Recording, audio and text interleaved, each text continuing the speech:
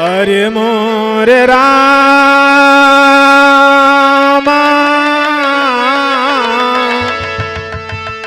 संवरिया हो बोले जोगिया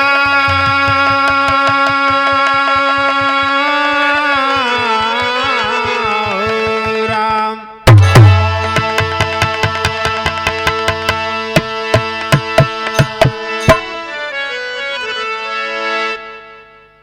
आप लोगों की सेवा में एक पौराणिक बिरहा प्रस्तुत कर रहे हैं। आशा नहीं पूरा भरोसा है कि आप लोग जरूर पसंद करेंगे। 4 लाइन भूमिका है, कहना है क्या?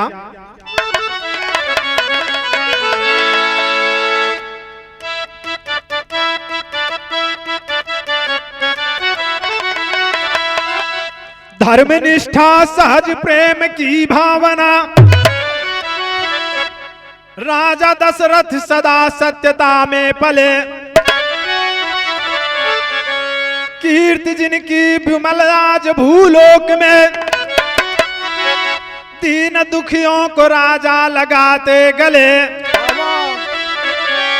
राजा मिथिलापति थे निमि वंश में, ज्ञान में थे जनक नाम पाए उपाधि। कीर्ति सदियों से कायम दोनों भूप की, राम हित कवि की स्वर्ग में लागी समाधि।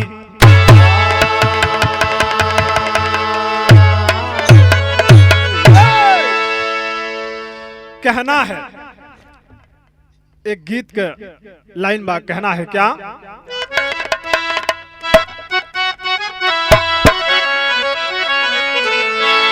कि बस एक, अरे बस एक और दुनिया है इसी संसार के नीचे। और दुनिया है बस एक और दुनिया है बस एक और दुनिया है तो बस एक और दुनिया इसी संसार के नीचे, इसी संसार के नीचे, इसी संसार के नीचे। तो पड़ गया सखियों का झूला कदम के धार के नीचे। पड़ गया सखियों का झूला कदम की धार के नीचे। पड़ गया सखियों का झूला कदम की धार के नीचे। पड़ गया सखियों का झूला कदम की धार के नीचे। लेकिन कहना है राजा जनक और राजा दशरथ के लिए कवि जी ने लिखा, क्या लिखा? सत्य की, अरे सत्य की निष्ठा कूट कर, सत्य की निष्ठा कूट कर भरी थी जिनके भाव में। सत्य के निष्ठा कूट कर भरी थी जिनके भाव में। सत्य की निष्ठा कूट कर भरी थी जिनके भाव में। सत्य की निष्ठा कूट कर भरी थी जिनके भाव में। तो सत्य की निष्ठा कूट कर भरी थी जिनके भाव में, भरी थी जिनके भाव में, भरी थी जिनके भाव में। देव की कुरिया न दुर्लभ, देव की कुरिया न दुर्लभ इन दोनों राजाओं में।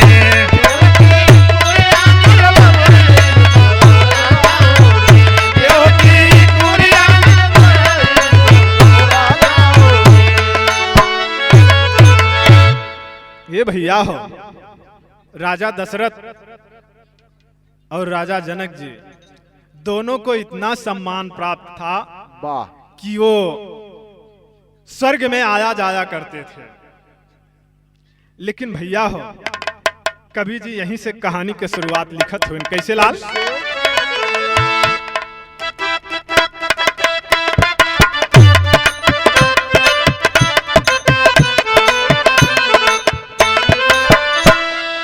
ऐसे धर्मी राजा दशरथ और विदेही थे, ऐसे धर्मी राजा दशरथ और विदेही थे, उदार दिल के राजा प्रजा के स्नेही थे।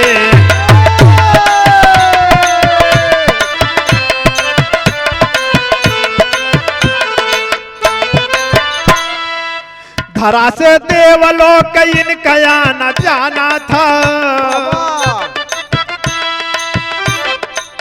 धरा से देवलोक इनका आना जाना था, विख्यात वेद में इनका विमल घराना था।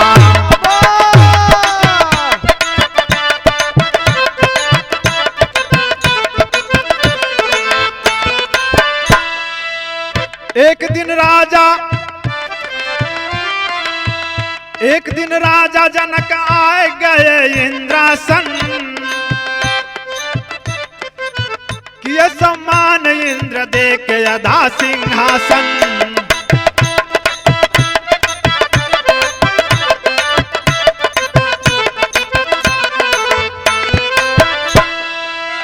बगल में बैठ शनि देव के मेड़रिया में, बगल में बैठ शनि देव के मेड़रिया में, क्रोध की ज्वाला उमड़ी शनि की नजरिया में।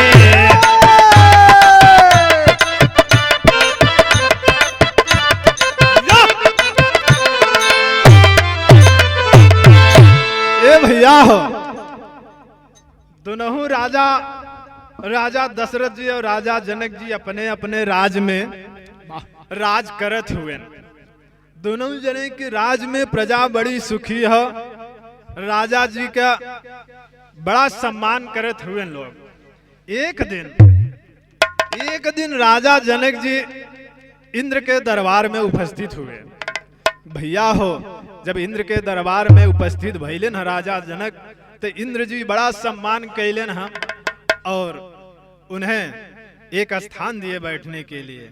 लेकिन वो स्थान मिला कहाँ?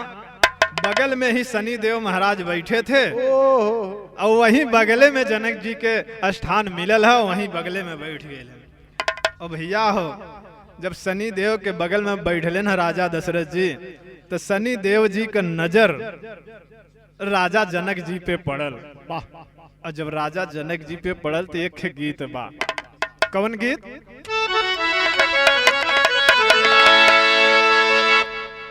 कि हम बिकाई गईलिए कबीरा पान पे,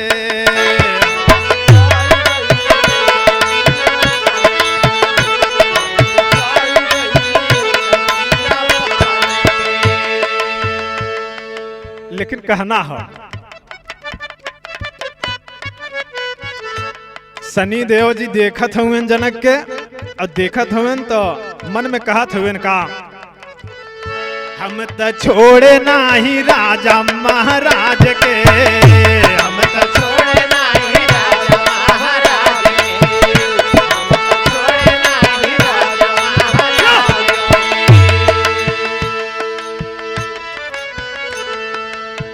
यहीं पर टेढ़ी भैली हमारी नजरिया,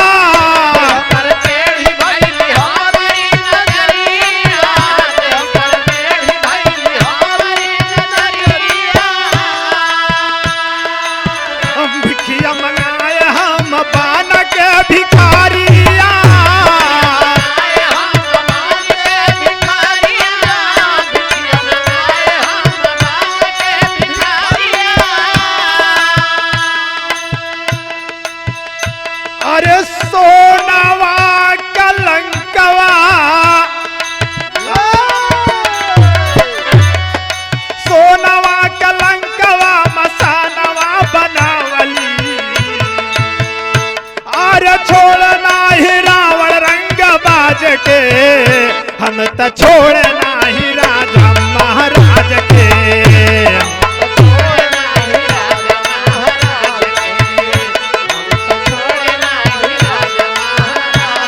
ओ हम तो छोड़ नाही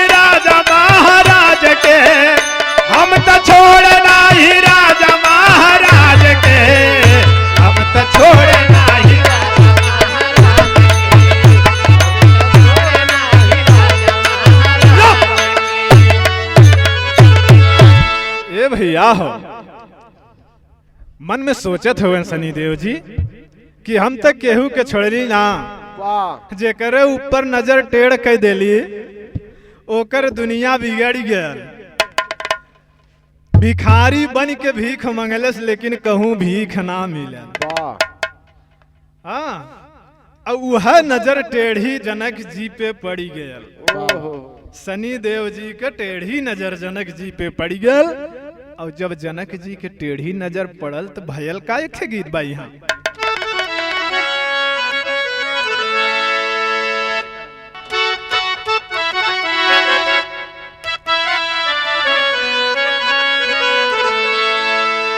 अरे कवने करनवा कि सहारा भागे पिया पपिहा के बोलिया, अरे पिया पपिहा के बोलिया जहरा लागे, पिया पपिहा के बोलिया जहरा लागे, पिया पपिहा के बोलिया।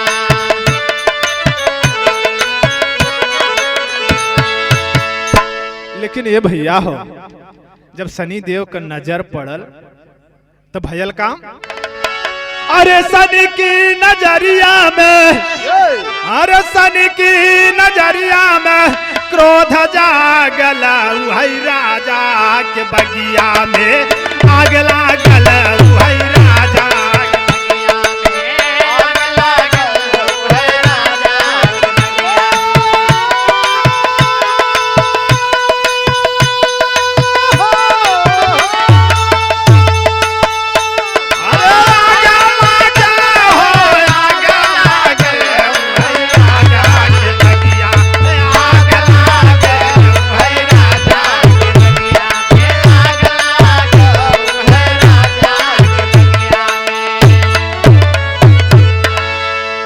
भैया हो, सनी देव के हर टेढ़ी नजर जनक जी पे पड़ल। वो हर जनकपुर में जवन बगिया सुंदर फुलवरिया रहल, पूरा फुलवरिया जल के खाक होइए।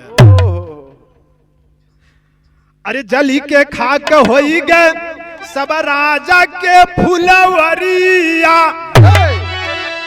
और मचा को हराम राजा जनक के नगरिया।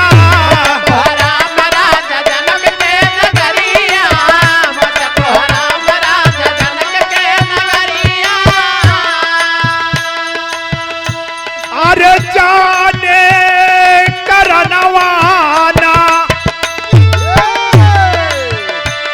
अरे जाने करनवाना भय पागल, वही राजा के बगिया में आग लागल, वही राजा के बगिया में आग लागल, वही राजा के बगिया में आग लागल, वही राजा के बगिया में। ए भैया हो, राजा जी जवन इंद्र के यहाँ काम रहल, भयल बातचीत भयल, ओकरे बाद नगरी में आवत हुए, जानत ना हुए, देखत हुए तो पूरी फुलवरिया एकदम जल के खाक हो गया। अब समझत ना हुए कि का बात बा, उनके बात ही दिमाग में आयल ना हो, तो यहीं पर टेरी का भाव बा। कहना है क्या,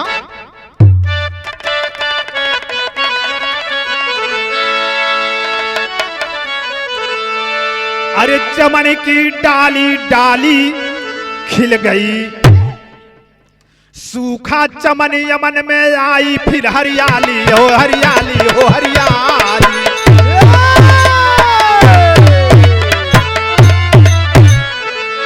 सूखा चमन यमन में आई, फिर हरियाली, चमन की डाली डाली खिल गई। ए भैया हो, पूरा बगिया एकदम मसान हो गया हो। और राजा जनक जी बड़ा अफसोस में हुए, तो कैलन है का यहाँ चौक बा।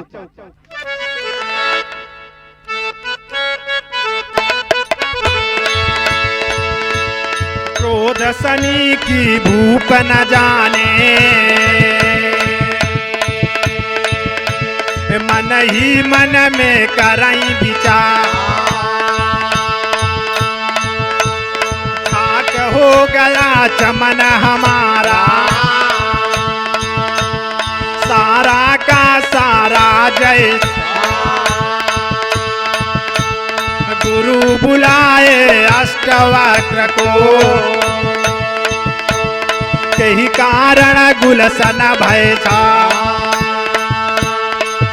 अरे खोखत चरण पखार गुरु का, खोखत चरण पखार गुरु का, पोछत नीर नयन से झार।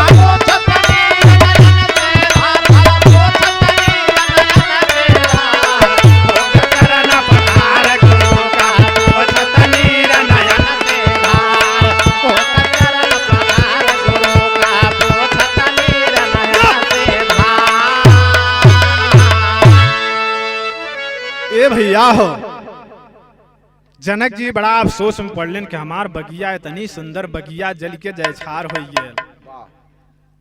कहाँ भयल? अपने गुरु अष्टवक्र को बुलाए।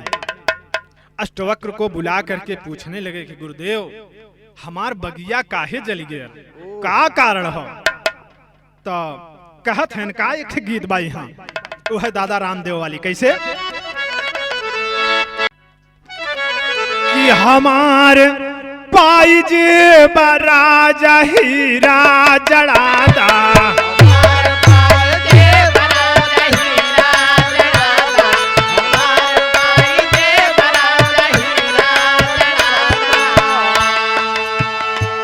कि हमार बगिया, हमार बगिया काहे जरी गए स्वामी।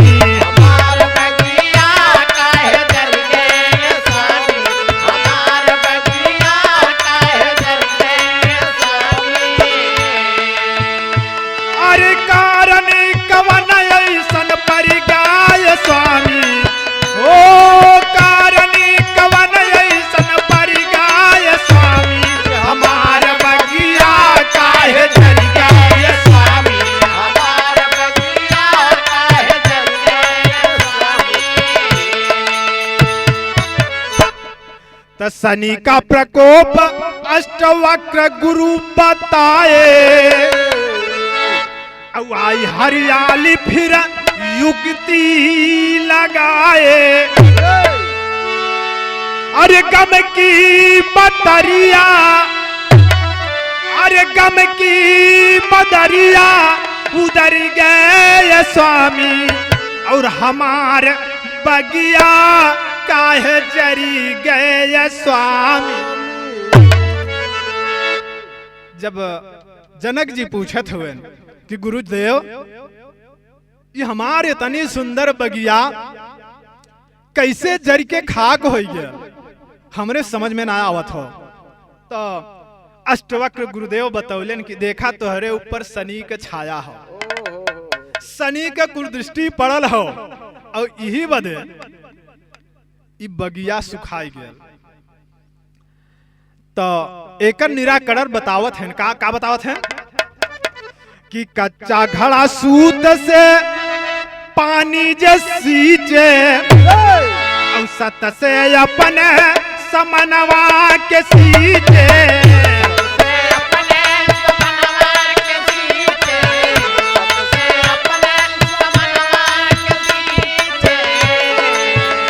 अरे आई फिर से रौनक, अरे आई फिर से रौनक सवर गए स्वामी, हमार बगिया काहे जरी गए स्वामी।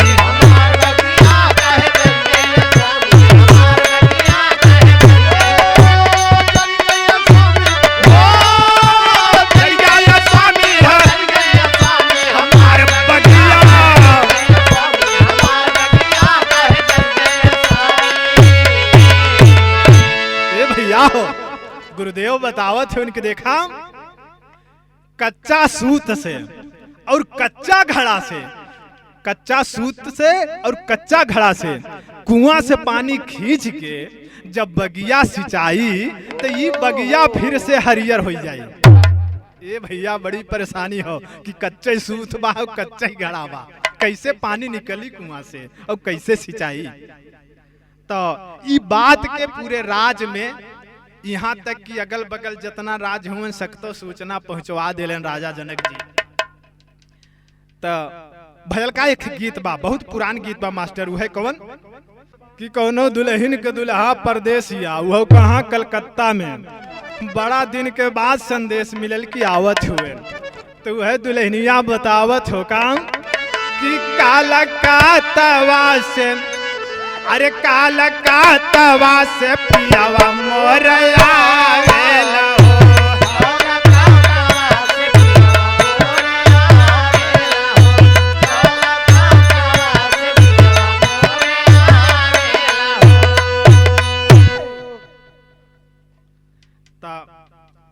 राजा जी करत का हुवन कि राजा सब के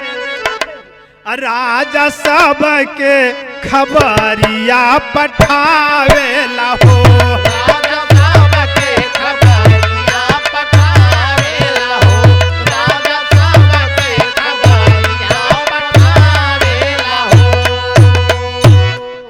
पाई के संदेश के हुआ नरेश,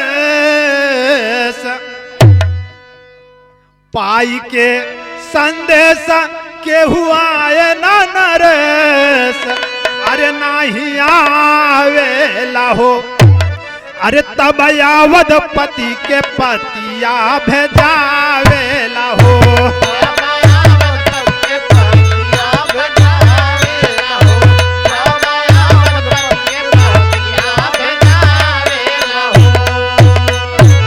ए भैया हो, राजा जनक जी जहां भी पत्र पठावत हुए, संदेश पठवत हैं कि ऐसे ऐसे बात हो, कच्चा घड़ा से कच्चा सूत से जे कुआं से पानी खींच के बगिया सींच दे।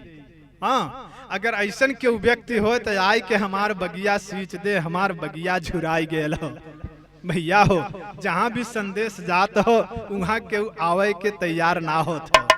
बाद में सोचत हुए कि अरे हमारे पड़ोस में अवधपुरी हो, अवध में राजा दशरथ के यहाँ संदेश भेजलन, हम संदेश भेजलन है तो भयल काम कि पढ़ी के सारी हाल शोकित भाई अवध भुआल कि दुख जतावेला हो। अरे दुख जतावेला हो, 7 दिन बिना भोजनवा बितावेला हो।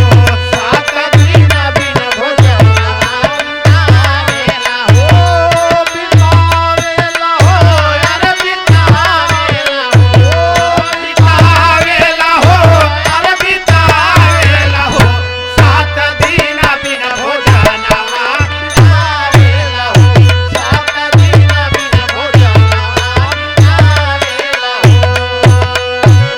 ए भैया हो, जब पतिया पहुंचल है राजा दशरथ के यहाँ अयोध्या में, तो राजा दशरथ जब पतिया के पढ़ने न बड़ा चिंतित भइलन।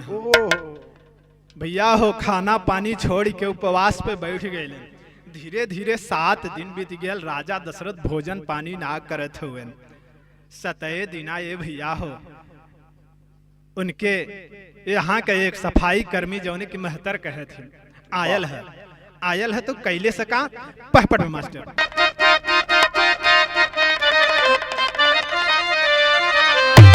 अरे 7वें दिनवा महतर कहे समनवा राजा माना हो। अरे 7वें दिना महतर कहे समनवा राजा माना हो। अब बिना भोजन के पीतल कहियो दिनवा राजा माना हो। बिन भोजन के पीतल कहियो दिनवा राजा माना हो। बिन भोजन के पीतल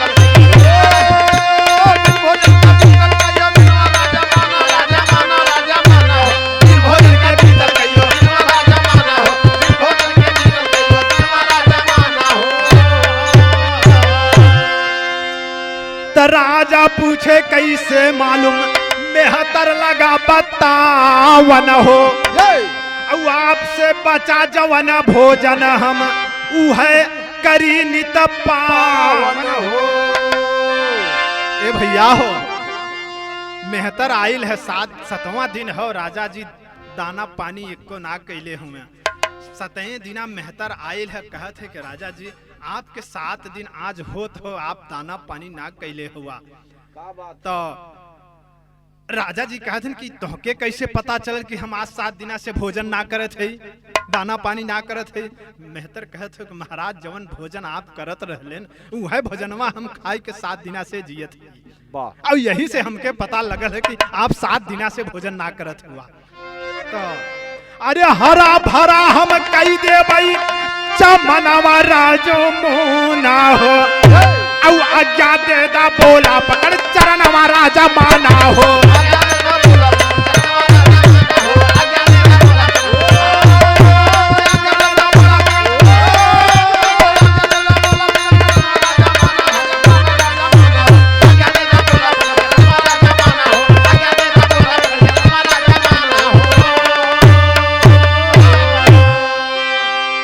देखा भैया वो मेहतर कहत हो महाराज दशरथ से कि महाराज आप हमके आज्ञा दें हम जनकपुर जाप और आप से वादा कह जात है कि हम जाई के जनक जी के बगिया के हरा भरा कह दे। भैया हो राजा दशरथ आदेश देहलन है और पहुंचल है जनकपुरी में तो भयल का आलम प्रमाण का।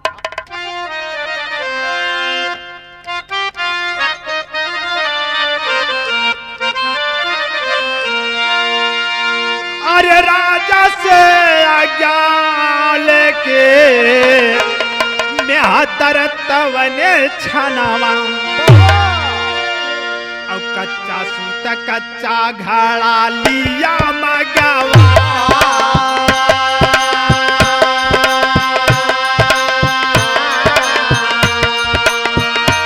अरे कच्चा सूत कच्चा घड़ा लिया मगवा।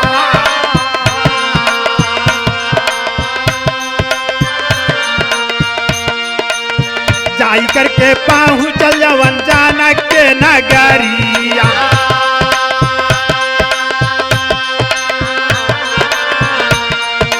अयोध्या से आया सारी हाल को बता।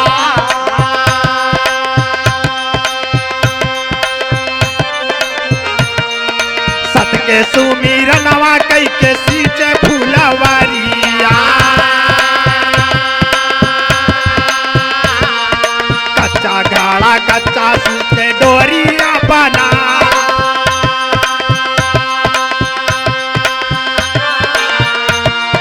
जावन बगिया जाली रहल क्रोध के अगिनिया। बगिया तुरंत हारी आई गयला।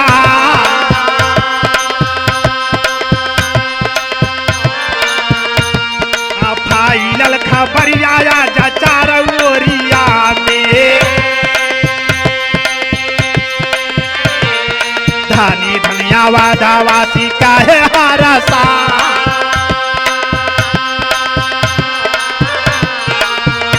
सच्चवने देशवा के प्रजा इतना सतवादी कि हवा के राजा कैसन कहलो न जाए।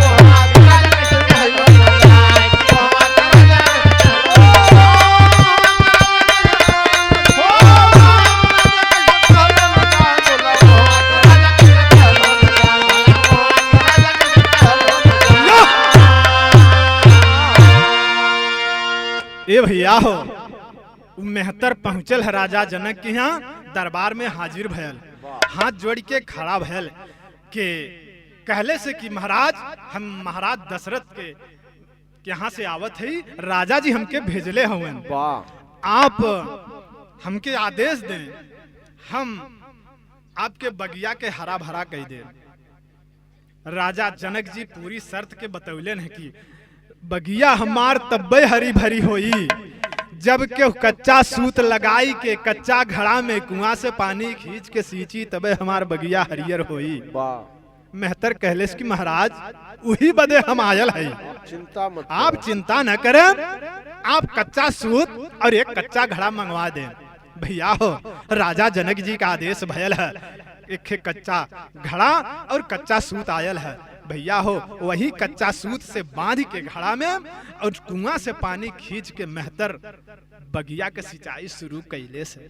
ये भैया हो जब बगिया के सिंचाई शुरू कैले से तो फुलवारी जैसे पानी पड़े जौने वृक्ष पे जौने फूले पे पनिया पड़े तो फुलवा अपने आप हरियर हो चला आवे।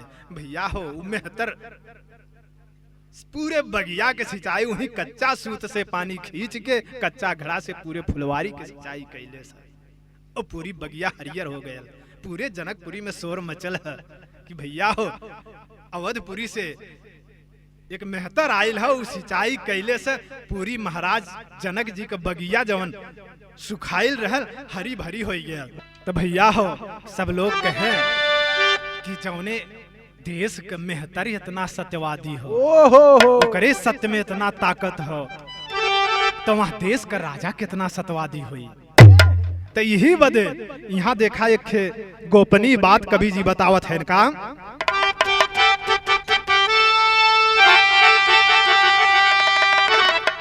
अरे सीता का स्वयंवर राजा ठाने जही घरी तो यहीं से भेजे नाई पतिया अवध के नगरी।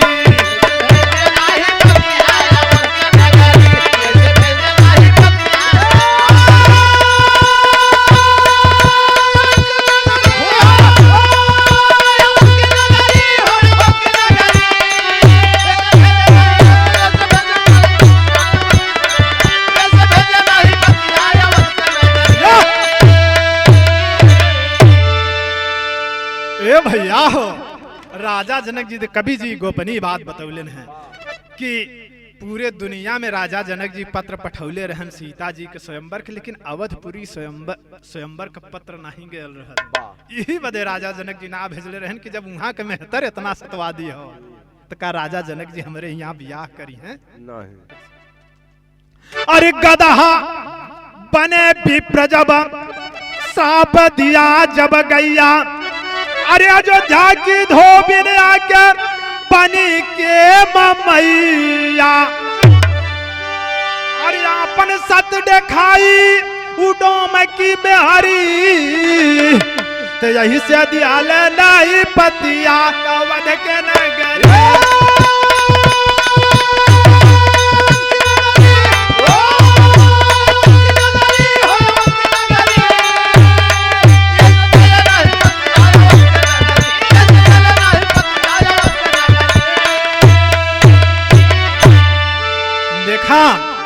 अयोध्या से कितना बार जनकपुरी में आई के अयोध्या के लाज रख ले हुए उहर तो देखा भैल, लेकिन फिर एक बार का भैल। अरे सगरा खनाए राजा भायल नाही बनिया और सत से पानी कैली अवध की धोबिनिया।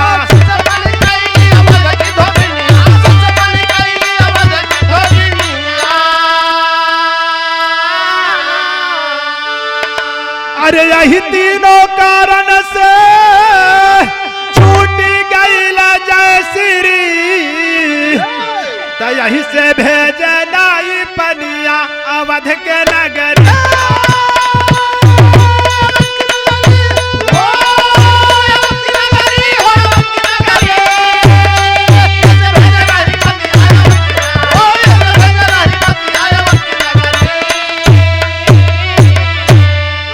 भैया हो फिर एक बार महाराज जनक एक सगरा खुदौलन लेकिन पानी ना भयल तो फिर से अवध के एक धोबिन आई कि अपने सतबल से वहां सगरा में पानी कह दे। यही तीन कारण रहल जवन की राजा जनक जी सीता के स्वयंवर का पाती अवधपुरी में ना पठैले रहले कि वहां के जब प्रजा इतनी सतवादी हो तो राजा दशरथ जी कितने सतवादी हैं, क्या हमारे यहाँ वो ब्याह करेंगे। प्रमाण में कहना है क्या, राम हित गुरु सीताराम कबि लहुरी स्वर्ग निवासी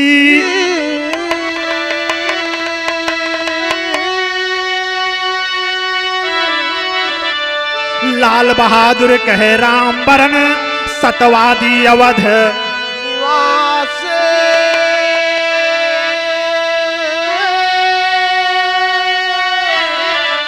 अरे चमन की डाली डाली खिल गई ब्रिजे इस राम किशोर कवियों में गीत निराली, चमन की डाली डाली खिल गई।